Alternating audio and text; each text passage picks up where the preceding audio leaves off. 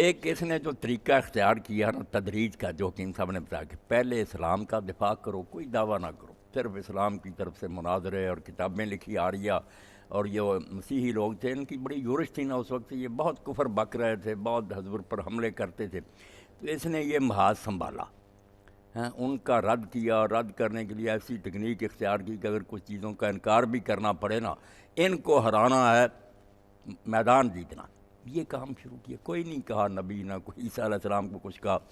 آپ حیران ہوں گے کہ اب 30 آیتیں وہ کہتا کہ قرآن مجید میں صاف مل گئی ہیں جس سے پتہ چلتا کہ عیسیٰ علیہ السلام مر چکے، اب یہ لکھتا، مگر 12 سال جو کتابیں شائع کی ہیں، دین کی خدمت کرتا تھا، اس میں یہی ہے کہ وہ آسمان پر ہیں، زندہ ہیں، وہی دوبارہ آئیں گے۔ مسلمانوں کا ہم عقیدہ رہا، کوئی نئی بات نہیں لی۔ جب کچھ پھنس گئے، عقیدت مند بن گئے جنہوں نے کہا یار یہ بڑا اسلام کا پہلوان اور اسلام کا دفاع کرتا، پھر کہا ہو میں تو غلط سمجھتا تھا کہ عیسیٰ علیہ السلام زندہ، وہ تو مر چکے، جو آنے والا تھا وہ نہیں آئیں گے، ان کا مثیل ہے، انہی صفتوں والا، اسی طرح کا عاجز، مسکین، حلیم الطبع، جیسے مسیح تھے وہ بھی تلوار لے کر نہیں آئے تھے، یہ مراد ہے کہ اس طرح کا آدمی آئے گا، وہ نہیں آئے گا۔ یہ پھر فتح اسلام اور اس طرح کتابیں جو تعالیٰ پھر یہ لکھی، اس پر کوئی اور ہنگامے ہوئے، مگر کچھ لوگ جو تھے انہوں نے کہا کوئی بات نہیں یار، عیسیٰ علیہ السلام مر گئے، پھر کیا ہوا، سر سید وغیرہ بھی تو یہ کہتے ہیں۔ نبی پھر بھی کہا، جس کسی نے کہا کہ آپ تو نبی بننا چاہتے ہیں، کہا اللہ کی اور فرشتوں کی اور سارے جہان کی لعنت ہے جو حضور کے بعد نبی بنے، نبوت تو ختم ہو چکی، جب آپ نے دین مکمل کر لیا اور آپ کی تعلیم بھی محفوظ ہے، امت بھی جو ہے اس کا سلسلہ چل رہا ہے، کیسے نبی آ سکتا؟ بہت دلائل دیے چغتائی صاحب ختم نبوت کے حق میں، ایسے ایسے لکھے کہ لوگوں نے کہا پکا مومن۔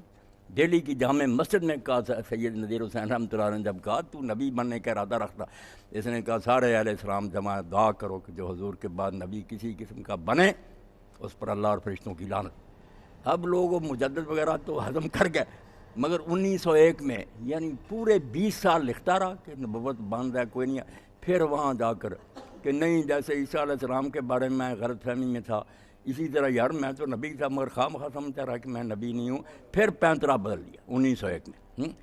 اور اس کے لیے کام بھی کس طرح کیا کہ ایک اس کا مرید تھا عبد الکریم سیال کوٹی، خطبہ وہ دیتا تھا، ذرا اچھا تھا بولنے والا، یہ نہیں آواز کرتا تھا جمعہ کا، وہ عبد الکریم کرتا تھا۔ اس کو یہ کہا کہ آج جمعہ جو پڑھانا نا اس میں یہ آیات پڑھنی ہے کہ رسول کی آواز سے اونچی آواز نہ کرو، یہ ساری پڑھنی، اور اشارہ کر دینا کہ تم میں بھی ایک رسول موجود ہے۔ وہ سورہ حجرات پڑھائی جو حضور کے بارے میں تھی کہ نبی کی آواز سے اونچی آواز نہ کرو، وہ سارے خطبے میں اس نے ساتھ ہی یہ کہا کہ تم میں بھی اللہ کا ایک رسول موجود ہے۔ اب بہت سے لوگوں کو تو آگ لگ گئی کہ یار اور باتیں تو ہم مانتے تھے، یہ تو حد ہو گئی کہ ختم نبوت کا بھی انکار کر لیا۔ بعد میں وہ گلے پڑ گئے، انہوں نے پکڑ لیا کہ آپ نے یہ کیا بکا ہے، تو مرزا صاحب گزر رہے تھے پاس، تو اس نے کہا یہ اللہ کے رسول ان سے ہی پوچھ لیتے، یہ جلدی سے یہ کہہ کرنا کہ جو مولانا عبد الکریم نے کہا یہی میرا مذہب، اندر گھس گئے، مگر دیکھتے رہے کہ کیا ہنگامہ برپا ہوتا۔ تو ساری رات حکیم صاحب جو تھے نا وہ کانپوری اس کے مرید، رات نیند نہیں آئی، اس کو ساتھ دیتے رہے تھے، مولوی نور الدین بھی، اور وہ بھی بیچارہ پریشان پھرتا رہا کہ ہم کس کے ساتھ شامل ہو گئے، مگر انہوں نے پھر اپنے دل کو مطمئن کر لیا، وہ لاہوری جماعت بن گیا کہ نہیں مرزا صاحب وہ نبی نہیں بنتے جو پہلے نبی تھے، یہ امتی ہیں، ذلی ہیں، وہ ساتھ نہیں چھوڑا، ایک الگ گروہ لاہوری بن گیا جو ختم نبوت کو ہی سنبھالے بیٹھا۔ انہوں نے النبوۃ فی الاسلام مولوی محمد علی لاہوری جو ان کا امیر تھا لکھی ہے، ہم سے بھی بڑھ کر دلائل دیے کہ کوئی نبی نہیں آ سکتا، جو یہ شوشے چھوڑتے ان کے جواب اس نے دیے، بڑی اچھی کتاب ہے وہ انہوں نے تو اپنا بس دل مطمئن کر لیا کہ نہیں جو یہ کہتے ہیں نبی وغیرہ یہ صرف ایک لفظ ہی ہے، سچ مجھ نبی نہیں۔ دوسرا گروہ جو زیادہ ہے اس کی اولاد قادیانی، انہوں نے کہا نہیں بالکل اس طرح کا نبی جیسے موسیٰ عیسیٰ اور دوسرے سے کوئی فرق نہیں، بلکہ ان سے اعلیٰ، وہ سارے جو ہیں اس کے مقابلہ میں گھٹیا۔ تو دو گروہ بن، اس طرح آہستہ آہستہ جو اس نے قدم اٹھائے نا، شروع میں اگر کہہ دیتا تو شاید کوئی بھی ساتھ نہ دیتا، پہلے دین کی خدمت، پھر آہستہ آہستہ میں بیعت لینے کے لیے ماموروں کا اور دین کے کام کے لیے اکٹھے ہو جائیں۔ لوگوں نے کہا پیر بھی بیعت لیتے ہیں، کوئی بات نہیں، بیعت ہو گئی 8 سال بعد تبلیغ کی 1888 میں، پھر جا کر عیسیٰ علیہ السلام مر گئے، وہ کام شروع کیا، پھر بھی ختم نبوت کا قاہر، 1901 میں پھر یہ شوشہ چھوڑ دیا۔ قدم اٹھائے ہیں بڑے ایک مکار آدمی کی طرح، اور یہی بات ان سے کہتے ہیں کہ دیکھو 20 سال کہتا رہا کہ نبی جو بنے وہ کافر، اور اب کہتا کہ نبی تو میں اس وقت سے تھا، مگر میں سمجھتا نہیں۔ ایک نبی کا حوالہ دو جو اللہ کی طرف سے آیا ہو اور وہ اس کی عمر گزر جائے، کہتے ہیں کہ نہیں میں نہیں نبی نہیں، بعد میں کہہ کے پہلے کوئی دکھاؤ۔ یہ جھوٹے آدمی کا کام ہے۔ جب وہ کہتا میں نبی تھا تو کیوں انکار کرتا رہا کہ میں نبی نہیں؟ کہتے نہیں انہیں پہلے تعریف نہیں معلوم تھی نبی کی، اس لیے وہ سمجھتے تھے کہ میرے اوپر وہ تعریف نہیں آیا، اللہ نے نبی مقرر کیا۔ نبی تو پہلے دن ہی چوتھائی سے پر اعلان کہتا، وہ جانتا ساری دنیا دشمن، میں اللہ کا پیغام بر ہوں۔ کوئی مخالفت کے اس کو اپنے منصب کے سمجھنے میں کوئی غلط فہمی ہوتی، اللہ اس پر روشنی اتارتا ہے، وہ نور میں دیکھتا کہ میں واقعی اللہ کا نبی ہوں، فرشتہ میرے پاس، کوئی شک ہوتا؟ اس کی ہر بات ایسے ہی ہے کہ 12 سال عیسیٰ علیہ السلام زندہ ہیں، پھر یہ عقیدہ شرک بن گیا۔ ہاں نبی نہیں آ سکتے، پھر نبی ہو سکتے۔ پھر یہ بھی کہتا رہا کہ میرا ماننا نہ ماننا کوئی بات نہیں، میں اس طرح کا نبی نہیں جس کو نہ مانے کافر۔ یہ سب لوگ بھی مسلم، بعد میں پھر جا کر یہ بھی کہنا شروع کر دیا کہ نہیں یہ اسی طرح کے کافر ہیں جس طرح رسول اللہ کے منکر کافر ہیں، ان کا جنازہ نہ پڑھو، ان کو بیٹیاں نہ دو۔ اب یہ دیکھیں کیسی چالاکی، کہتے ہیں یہ شریعت والا نبی نہیں۔ بھئی شریعت والا اور کیا ہوتا؟ جب نبی آ کر یہ اعلان کرتا، بے شک وہ امتی نبی ہو، اعلان کرتا کہ میں نبی ہوں، شریعت تو آ گئی کہ مجھے مانو، یہ آرڈر آ گیا، اس کا یہ کہنا ہی دیا کہ میں نبی ہوں، اس میں یہ حکم ہے کہ میرے پر ایمان لاؤ، جو نہیں لائیں گے وہ کافر ہو جائیں گے۔ اور اسی لیے ساتھ ہی باقی احکام لاگو ہوگا کہ اب ان کے نکاح نہیں جائز، ان کے ساتھ جنازہ نہیں پڑھ سکتے، نماز، شریعت تو ساری لاگو ہو جاتی۔ دعویٰ نبوت خود تشریح ہوتی، قانون ہوتا ہے کہ میں اللہ کا بھیجا ہوں، مانو مجھے، جو نہیں مانو گے کافر ہو جائے۔ اور مسئلہ مسائل نماز روزے کو چھوڑیں، بنیادی بات جو ہے تشریح وہ تو ہوتی۔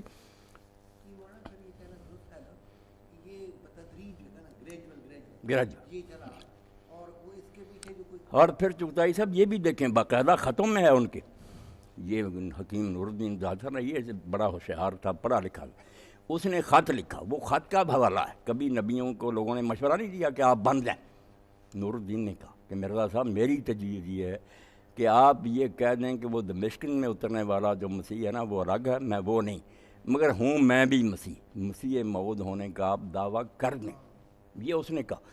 اور اس نے جواب میں لکھا کہ نہیں میں کوئی دعویٰ نہیں کرنا چاہتا، اللہ تعالیٰ مجھے دین کا ادنا خادم ہی شمار کر رہے، تو یہی بڑی بات، پہلے تو یہی کہا، مگر وہ بات دل میں بیٹھ گئی کہ ہے تو تجویز اچھی، تھوڑی دیر کے بعد پھر اعلان بھی کر دیا۔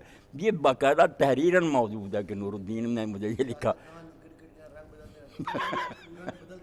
ہاں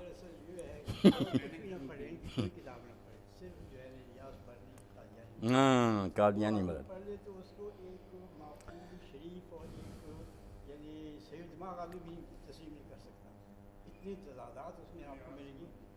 الیاس برنی کی وہ بہت الگ ہے، قادیانی مدد بہت ہے۔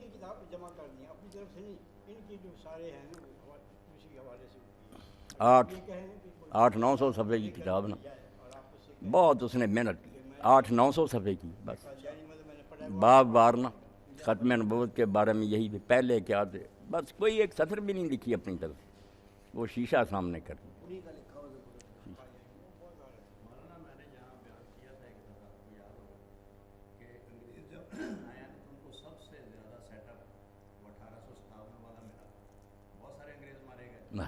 تو وہاں سے 1862 میں ایک کمیشن آیا کہ یہ کیا ہوا تھا، انہوں نے 12 تحقیقات کی، انہوں نے کہا کہ ایک لفظ جہاد ہے، یہ اس کی شرارت ایسا ہے۔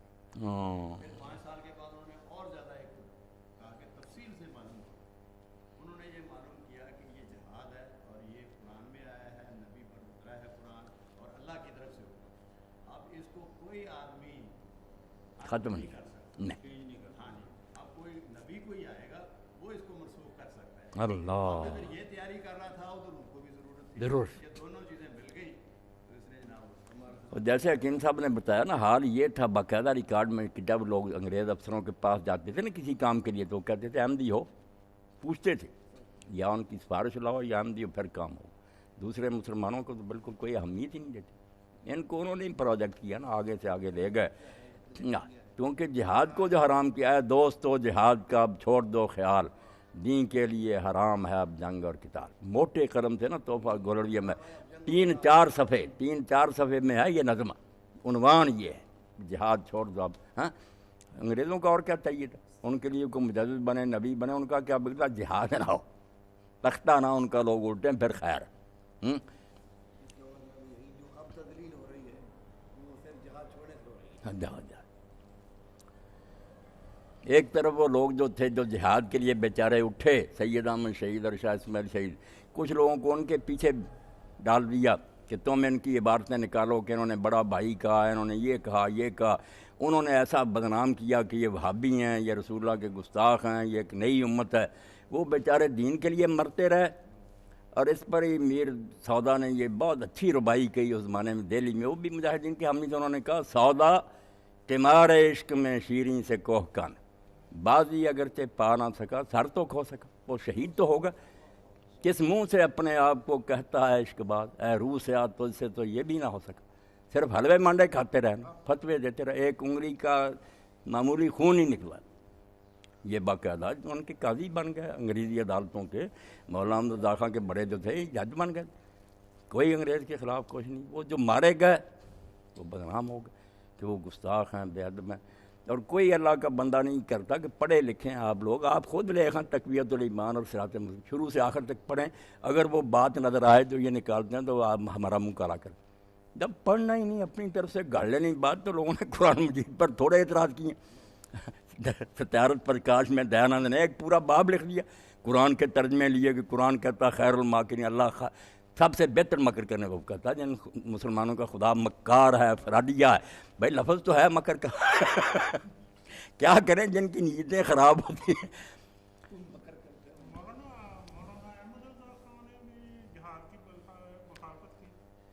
نہیں جہاد تو خیر انگریزی حکومت میں کچھ سوال ہی نہ پیدا ہوتا تھا، نہ اس وقت وہ ہمارے پاس اتنی طاقت تھی. باقی جانے ہی ذائقن، مگر جہاد کو ویسے نہیں نہ حرام کیا جیسے غلام احمد. اس نے تو دوسرے علماء تو اگر کہتے تھے نا کہ حالات نہیں یا شرائط نہیں پوری، وہ الگ بات ہے کہ آخر کو استطاعت تو ہونی چاہیے، طاقت.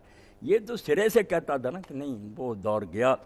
بلکہ اس نے ظالم نے انبیاء پر اعتراض کیا، کڈا ظالم ہے. اللہ پر بھی کہتا جہاد جو ہے نا پہلے خون ریزی ہوتی تھی. موسیٰ علیہ السلام کے زمانے میں بچوں اور عورتوں کو بھی قتل کیا جاتا تھا. حضور کے زمانے میں اس میں ذرا نرمی آئی کہ عورتیں بچے نہیں قتل. اب میرے دور میں بالکل ہی خالص رحمت ہوگی کہ کسی کو کچھ نہیں کیا. یعنی اللہ بھی اس زمانے میں ظالم تھا کہ بچے اور عورتیں مرواتا تھا. اللہ، موسیٰ، رسول اللہ سارے بدنام کر دیں. اور صحیح یہ ہے کہ شاید وہ نجات ہی پا گیا کیونکہ وہ بیچارہ مانتا تھا کہ مجھے مراق کی بیماری کا نا اعتراف کرتا تھا کہ مجھے مالی خالیہ